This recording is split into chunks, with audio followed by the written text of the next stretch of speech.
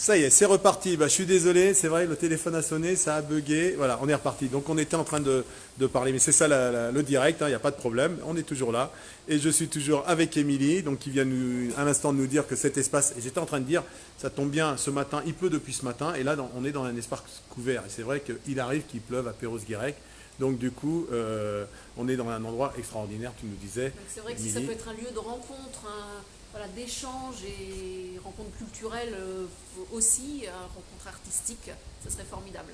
Super, merci. Donc Jean-Pierre, on était au programme. Alors, en dehors de cette halle couverte, on peut avoir un parking sous l'emprise de la halle, sous ces 2000 à 2500 mètres carrés, qui ferait donc environ 100 à 120 places sur un niveau. On y reviendra peut-être tout à l'heure.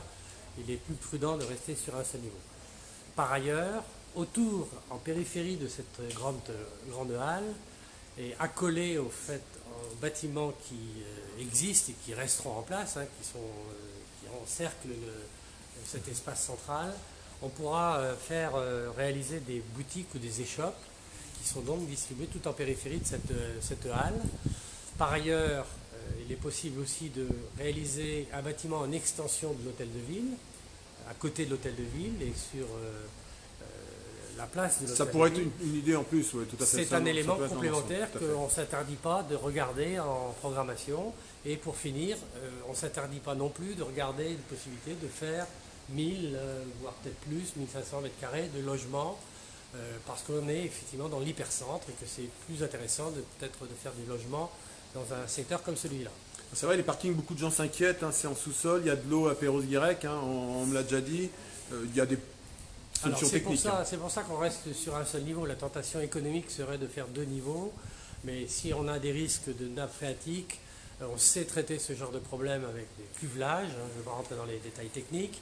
Bien évidemment, tout ça sera fait ou étudié dans le détail après avoir fait des sondages, parce qu'on commence d'abord par faire des sondages pour savoir où est le granit et où se trouve l'eau, parce que à Perros-Guirec, il y a beaucoup de granit et beaucoup d'eau. Ah, il y a les deux. Voilà, et donc c'est seulement à partir de là qu'on pourra décréter d'un niveau ou pas de parking en souterrain. Alors, il y a aussi, souvent on me parle de démarche environnementale, donc j'imagine que dans le projet, c'est ce qu'on avait dit. Bien évidemment. Jean-Pierre, peux-tu nous en dire quelques mots? Déjà, au stade de la concertation, on associera le pacte pour la transition écologique. Et concrètement, sur le projet, on peut imaginer que cette halle, elle aura une toiture en partie végétalisée pour tout ce qui est en périphérie.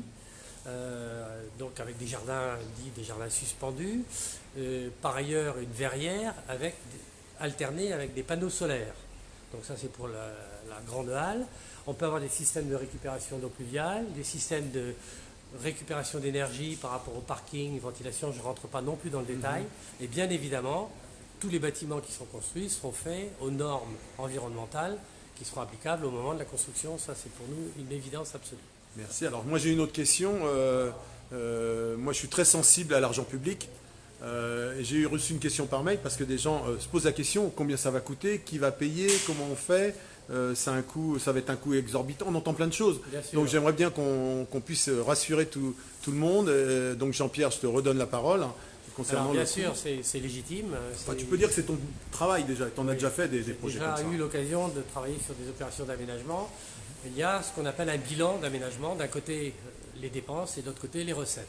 Et après, on regarde s'il y a ou pas équilibre. Alors, concernant les dépenses, bien évidemment, il faut un poste important qui consiste à faire toutes les mutations foncières, c'est-à-dire soit les rachats des hangars ou des garages qui existent, soit des négociations avec les commerçants pour faire des transferts provisoires ou définitifs. Provisoires, ça veut dire qu'on les installe ailleurs et qu'ils pourront revenir dans la galerie.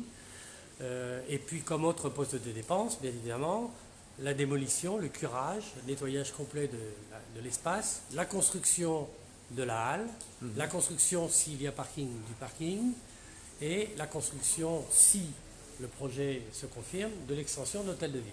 Donc tout ça, c'est des dépenses. Et par ailleurs, en matière de recettes, on peut avoir des recettes concernant la vente de charges foncières à un promoteur. Si on a un promoteur qui fait un programme de logement de 1000 ou 1500 mètres carrés autour de ce projet, on sait vendre des charges foncières.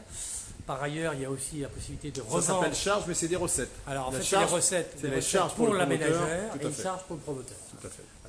Et ensuite, on a donc une possibilité de revendre des places de parking à des commerçants, à des gens qui sont des résidents permanents. Et pour finir, des reventes de places, d'espaces commerciaux. Voilà.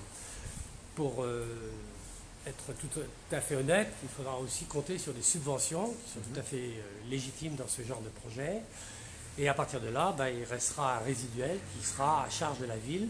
Au stade où nous en sommes, ce sont des évaluations à grande...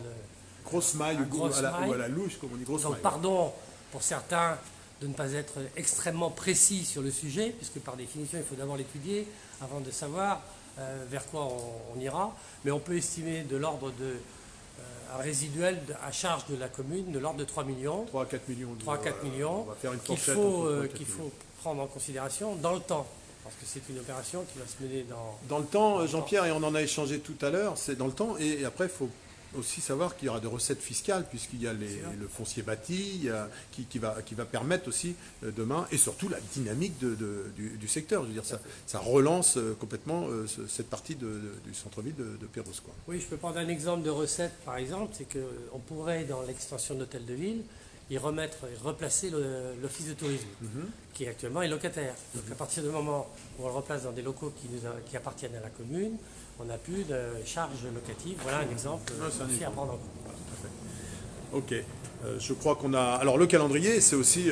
parce qu'on parle de sous, on parle de projet. Maintenant, le calendrier, sur combien d'années tu imagines ce projet? Alors, c'est un sujet qui est passionnant, qui m'a passionné dès que j'ai commencé à y réfléchir. Donc on aurait envie d'aller très très vite. Cela dit, il faut quand même laisser le temps au temps, et notamment à la maîtrise foncière, les études d'abord, les études de faisabilité, la maîtrise foncière qui va durer peut-être un an et demi, peut-être plus, et puis les travaux bien évidemment qui sont aussi peuvent être réalisés en un an et demi, 2 ans, etc. Donc globalement, on est entre 3, 4 années. C'est un projet de mandat, quoi. Même 3-4 pour être raisonnable et pas être trop optimiste. Eh ben, merci Jean-Pierre. Ah, Émilie, oui, pardon. Je voudrais juste rajouter, c'est vrai qu'on peut penser aussi à des animations de rue. Bien entendu. Des concerts, des jongleurs, même des animations pour les petits, pour les enfants. Tout à fait. Ça peut se faire à n'importe quelle période de l'année. Exactement, exactement. Pendant les vacances, les week-ends. Voilà, effectivement. pour que ce soit vraiment très convivial. Très bien, merci Merci Émilie. à vous. Merci Émilie, merci Jean-Pierre. Merci. Moi, je voulais finir pour rassurer tout le monde. Rien ne se fera sans l'accord des propriétaires, sans l'accord des commerçants. Sans l'accord des commerçants, une réflexion avec tout le monde, tous les utilisateurs, ça se fera en collaboration avec tout le monde. Et il y a aussi une chose, c'est que l'Agnon Trégor Communauté, il y a aussi la SPL, la Société Locale Publique, c'était son président qui essayait de m'appeler tout à l'heure quand j'ai été coupé justement. Et ça, c'est un projet qui pourrait éventuellement être porté par la SPL. Voilà. Donc je crois qu'on a fait le tour de la question. C'est un très beau projet, c'est un projet de mandat, c'est un projet dynamique qui donne envie, déjà rien qu'en parler, ça donne envie de le faire. Et voilà, je crois que j'ai tout dit. Rien à rajouter? Non. Merci Jean-Pierre, merci Émilie. Je vous donne rendez-vous demain soir. Donc demain soir, on parlera de l'application téléphone. Je ne sais pas où on sera, on verra. On sera à Rouzic, je pense. Devant Rouzic, c'est bien. D'accord Brigitte? C'est Brigitte qui me dit, elle est là, Brigitte. Elle dit rien, mais elle est à côté de nous. Bonjour à tous. Elle me souffle, hein. C'est mon prompteur humain. C'est le prompteur, oui. Oui, demain, Voilà. on sera donc pour vous expliquer cette fameuse application qui est une application. On en parlera demain, éco-citoyenne. Brigitte. Voilà, demain à Rouzic. À 18h30. À demain tous, au revoir. Au revoir. Et je vous prie de m'excuser pour cette petite interruption. Ouais, c'est ça, c'est les règles du direct. Voilà, bonne soirée à tous et à demain. Merci à toutes et à toutes. Bonne soirée, à demain.